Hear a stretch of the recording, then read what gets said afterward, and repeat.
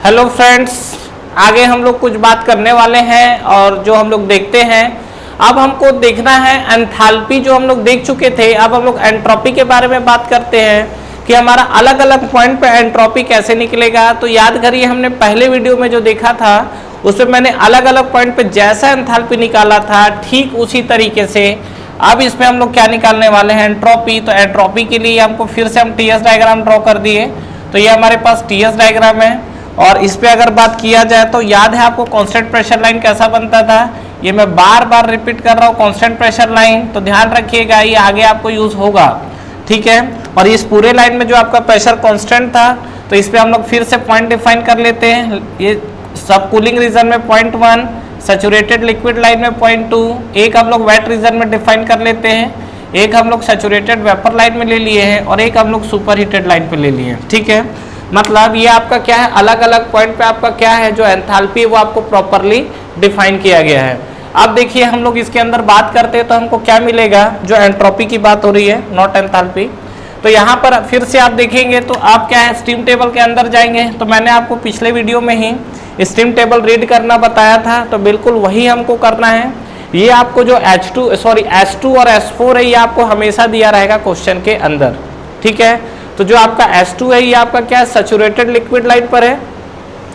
अगर आप बात करेंगे तो देखिए यहाँ पर क्या बोल रहा हूँ कि जो आपका S2 है, ठीक है, ये S2 जो है तो SF से डिफाइन होता है और SF क्या है, एंट्रोपी। कहाँ पर है ये, entropy at saturated liquid line. जो आपका एंट्रोपी है वो क्या है, सैचुरेटेड लिक्विड लाइन। कहानी क्लियर है। बात करते हैं हम लोग आगे SG का, ठीक है। तो SG क्या है, entropy at saturated vapour line, ठीक है, entropy at saturated vapour line. तो ये आपको कहानी कुछ क्लियर हुई है। अब देखिए हमको क्या करना है आगे, इस कंडीशन पे निकालना है। तो सबसे पहले हम लोग क्या है, फिर से वही करते हैं। पहला तो आप सैचुरेटेड लिक्विड लाइन पे आ जाइए। तो फर्स्ट हम लोग देखते हैं एट सैचुरेटेड लिक्विड लाइन, ठीक है। ये हमारा फर्स्ट कंडीशन है, एट सैचुरेटेड लिक्विड लाइन। तो सैचुरेटेड लिक्विड लाइन में आपको क्या मिलेगा, अगर आप देखेंगे तो यहाँ पर देखिए आपको ये आपका जो कंडीशन दिख रहा है सैचुरेटेड लिक्विड लाइन पे S2, तो ये आपको S2 जो है किसके बराबर हो जाएगा, ये SF के, ठीक है। और ये आपको कहाँ से मिलेगा, स्टीम टेबल से। ये आपको गिवन रहेगा, जो SF है ये आपको स्टीम टेबल पे या क्या रहेगा, स्टीम टेबल पे या क्वेश्चन पेपर पे गिवन रहेगा, ठीक है। जो भी प्रेशर पे at a given pressure and temperature, at a given pressure and temperature, ठीक है। चलिए आगे हम लोग बात करते हैं। सेकंड कंडीशन जो हमारे पास है सैचुरेटेड वेपर लाइन। तो इसका भी कहानी आप लिख सकते हो बिल्कुल। ये आपको जो फर्स्ट सेकंड आपको दिख रहा है क्या, देखिए यहाँ पर सैचुरेटेड वेपर लाइन। तो सैचुरेटेड वेपर लाइन के साथ आपका ठीक उसी तरीके से जैसा हमने एंथैल्पी लिया हुआ था, क्या हो सकता है, ये आपको मिलेगा S4। ये देखिए यहाँ पर S4 जो दिख रहा है, और S4 किसके बराबर होगा, ये आपको होगा SG के बराबर, ठीक है। ये भी क्या होगा, at a given pressure and temperature. तो यहाँ तक आपको तो कहानी क्लियर है, यहाँ तक आपको कोई दिक्कत नहीं है, ठीक है। चलिए अब हम लोग आते हैं क्या, ये 2 और 4 की कहानी तो हमें क्लियर हो गई है। अब हम लोग आते हैं 1 पे, मतलब सबकूल्ड रीजन के अंदर, ठीक है। तो नेक्स्ट हम लोग देखते हैं क्या, थर्ड कंडीशन जो है इन सबकूल्ड रीजन, इन सबकूल्ड रीजन। तो इस सबकूल्ड रीजन के साथ आपकी क्या कहानी होने वाली है,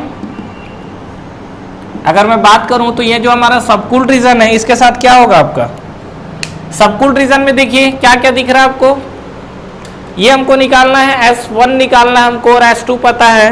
तो सबकूल्ड रीजन में आप एंट्रोपी चेंज को लेके निकाल सकते हैं क्या फार्मूला। सबकूल्ड रीजन में अगर आप देखो तो यहाँ पर DS, तो DS का फार्मूला हमारे पास क्या होता है, DS जो है, DS हमारा चेंज इन एंथैल्पी, तो हमने MCPT लिखा था DT।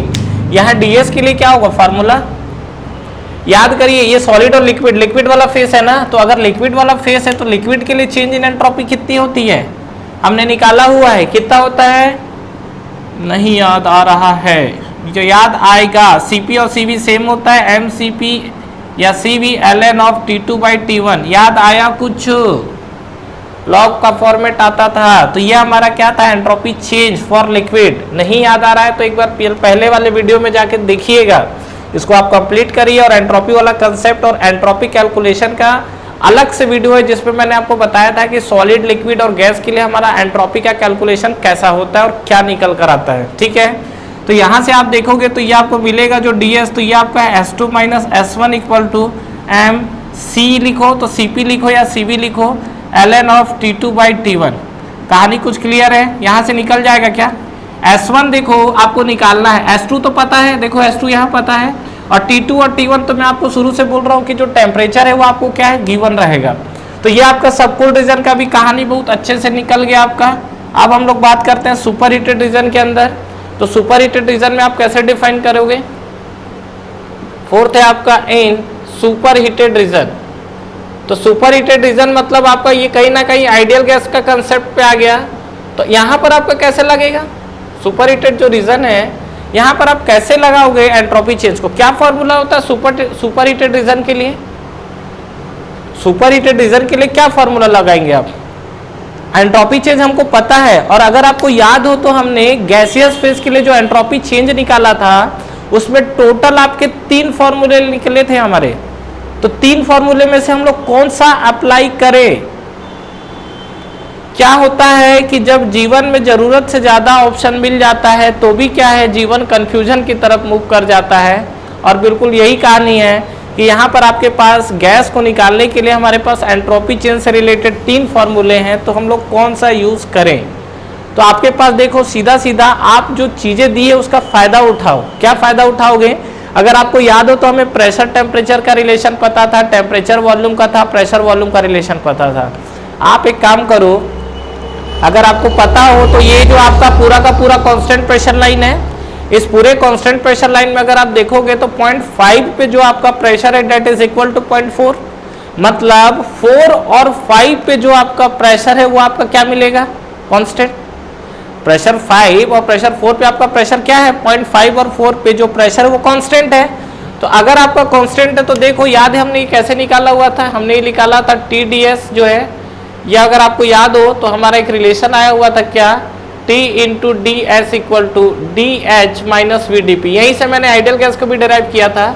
यहाँ पर अगर आप देखोगे तो सुपर हीटेड रीजन 4 to 5 में अगर आप देखोगे तो DP इक्वल टू क्या है यहाँ पर 0। तो ये वाला टर्म्स तो हट गया। तो फाइनली अगर आप DS निकालोगे तो DS इक्वल टू क्या मिलेगा आपको, DH बाई T। और DH को हम लोग क्या लिख सकते हैं यहाँ पर, इसको जब इंटीग्रेट करोगे फाइनली तो ये आपका आ जाएगा mCp ln of T2 by T1। ये कहाँ से आया, DH बाई T जो है इसको सिंप्लीफाई करोगे तो क्या आएगा, mCp dt आएगा।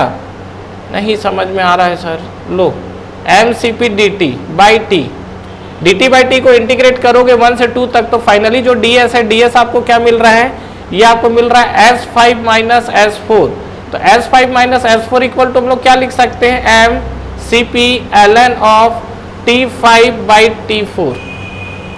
कहानी कुछ क्लियर हुआ, ठीक है। तो ये जो आपके एंट्रोपी निकल कर आई है किसके लिए आई है, देखो टेम्परेचर सभी पॉइंट पे पता है, S4 हमको Sg के थ्रू पता चल जाएगा तो S5 यहाँ से निकल जाएगा। और ये भी नहीं अप्लाई करना चाह रहे हो, ये बिल्कुल वही कंसेप्ट है जो मैंने डिराइव किया हुआ था जब मैंने आइडियल गैस के लिए 3 फॉर्मूले निकाले थे।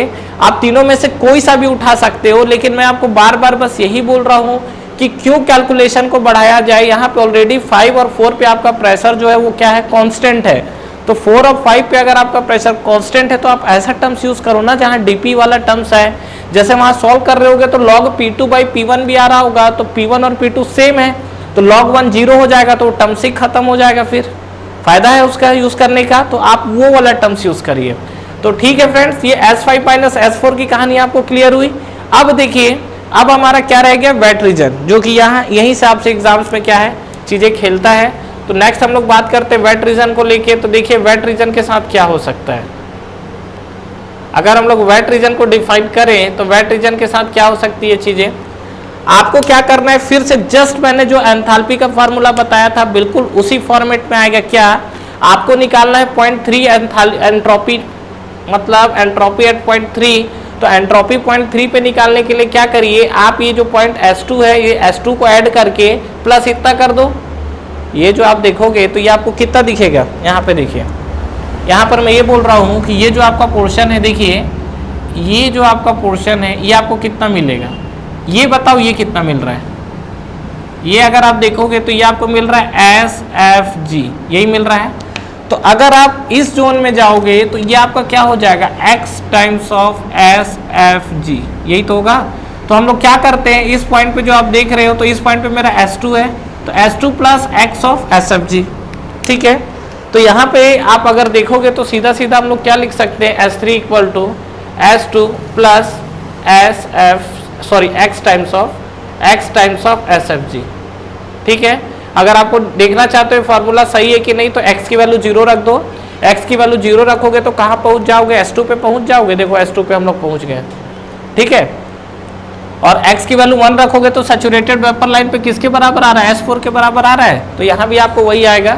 ये जो मैंने S जो लिखा हुआ है इसको आप लिख सकते हो क्या, SG plus x times of SFG, ठीक है। मतलब SG माइनस SF, इसको ऐसा लिख लो, x of SG minus SF, सीधा सीधा। और इसको हम लोग सीधा इस टर्म्स में हमने S3 को डिफाइन किया है। कहानी क्लियर है।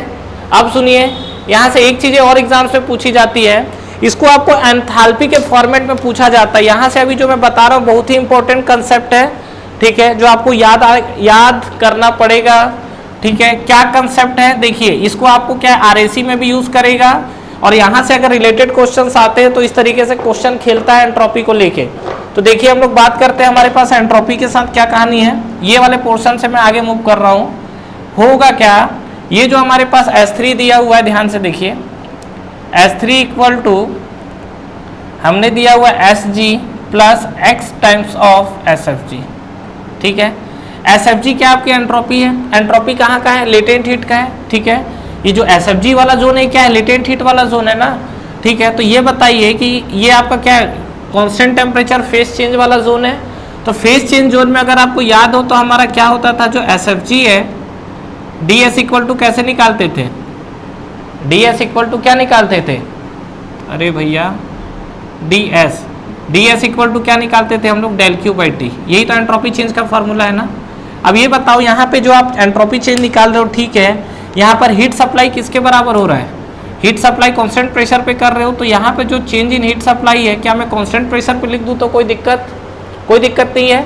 मतलब ये जो आपका कंडीशन है क्या आपका, ये आपका कांस्टेंट प्रेशर की कहानी है।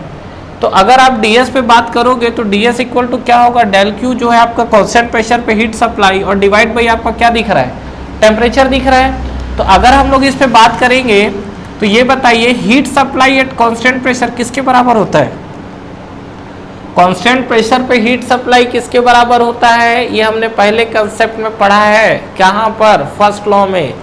क्या ये होता है, that is equal to change in enthalpy और एंट्रोपी। कांस्टेंट प्रेशर पे जो हीट सप्लाई है ये चेंज इन एंथैल्पी के बराबर होता है। तो DS इक्वल टू क्या हो गया, DH बाई T हो गया। तो यहाँ पर आप जो SFG जो लिख रहे हो, तो यहाँ पर अगर आप SFG लिख रहे हो तो SFG लेटेंट हीट वाला जोन है ना, ये तो लेटेंट हीट वाला जोन है। तो इसको हम लोग क्या लिख सकते हैं, इसको हम लोग लिख सकते हैं DH बाई T। तो यहाँ पे फाइनली अगर आप लिखोगे तो यहाँ पे आपको क्या मिल सकता है, इस इक्वेशन से हम लोग आगे मूव कर रहे हैं, ये S3 वाला पोर्शन, और S3 को हम लोग फाइनली क्या लिख सकते हैं, ये हम लोग लिखेंगे क्या, SG plus x times of DH by T। कहानी कुछ समझ में आया, चीज़ें कुछ क्लियर हुई हैं। तो ये जो आपको S3 मिला हुआ है, S3 वाला पोर्शन, ये S3 इक्वल टू क्या मिलेगा, SG plus x times of SFG, ठीक है। कहानी क्लियर। तो ये इंपॉर्टेंट कंसेप्ट है H के फॉर्म में, इसको आपको याद रखना है। तो एक तो आप ये याद रखोगे और दूसरा आप ये वाले इक्वेशन को याद रखोगे। फ्रेंड्स, हमारा ऑनलाइन टेस्ट सीरीज स्टार्ट हो चुका है SSC JEE के लिए, जिसको आप बिल्कुल ज्वाइन कर सकते हैं। इस टेस्ट सीरीज में फ्रेंड्स आपको कितने क्वेश्चंस करेक्ट हो रहे हैं, इनकरेक्ट हो रहे हैं, ओवरऑल आपकी टाइम कंज्यूमिंग कितनी हो रही है, कितने आपके मार्क्स निगेटिव हो रहे हैं, ओवरऑल आपका जो टेस्ट परफॉर्मेंस है, टेस्ट की रैंकिंग क्या है, ये सारी की सारी जो चीजें एनालिसिस है वो आपको एक ही प्लेटफॉर्म पे मिलेगा। तो बिल्कुल फ्रेंड्स आपको ये टेस्ट सीरीज ज्वाइन करना चाहिए, बिल्कुल अफोर्डेबल प्राइस पे ये टेस्ट सीरीज अवेलेबल है, जो कि आपको नीचे डिस्क्रिप्शन में और फर्स्ट कमेंट बॉक्स पे मिलेंगे। इसके अलावा इस पे फ्रेंड्स अगर आप 10% का एडिशनल ऑफ चाहते हैं तो आप मेरा प्रोमो कोड यूज कर सकते हैं। जो मेरा प्रोमो कोड है वो आपको नीचे डिस्क्रिप्शन पे मिलेगा। तो जब भी आप टेस्ट सीरीज को बाई करें, ये प्रोमो कोड को अप्लाई करें, इस पे आपको 10% के एडिशनल ऑफ मिलेंगे। तो ठीक है फ्रेंड्स, अगर आप इस वीडियो से रिलेटेड कंटिन्यू और भी अपडेट्स चाहते हैं तो आप हमारा टेलीग्राम चैनल को ज्वाइन कर सकते हैं। टेलीग्राम चैनल के लिंक भी आपको नीचे डिस्क्रिप्शन पे मिल जाएंगे। तो फ्रेंड्स इस वीडियो को लाइक करिए, फ्रेंड्स के साथ शेयर करिए और इस चैनल को सब्सक्राइब करिए, बेल आइकन प्रेस करना ना भूलें और एग्जाम्स की आप तैयारी करते रहिए। Wish you all the best.